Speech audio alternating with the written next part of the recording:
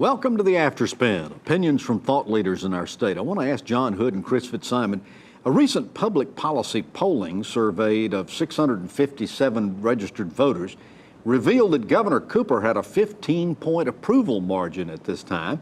Most believe that the $10 million budget cuts made to Attorney General Josh Stein's budget were purely political, that Obamacare is increasingly popular in our state, and that Democrats have a generic lead over Republicans in legislative races. My question is, how accurate do you believe these results to be, and what impact might they have? John Hood?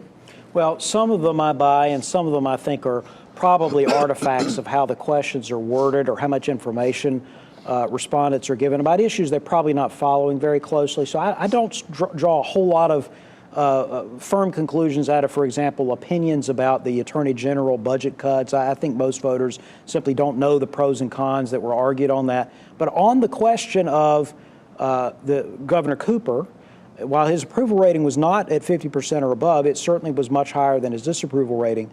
And there's no question, I've seen confirmation in other polls, that Democrats enjoy an enthusiasm advantage right now versus the Republicans in North Carolina.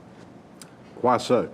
That would be typical because the Republicans in the White House, you typically get the opposing party starting to get energized, and also the recent events that have happened in Washington. It is mostly an anti-Trump phenomenon. It's not really an anti-North Carolina Republican Chris, how accurate do you think these survey results? I agree with John. I mean, I think especially in terms of the politicians, I mean, the Democrats are riding a wave now, but it's 2017, not 2018, and we'll see how long this lasts. I do think a lot of it reflects what's happening in Washington. President Trump's approval rating in Gallup this past week dropped to 34%, which is the lowest in history of recorded polls in this stage of a presidency.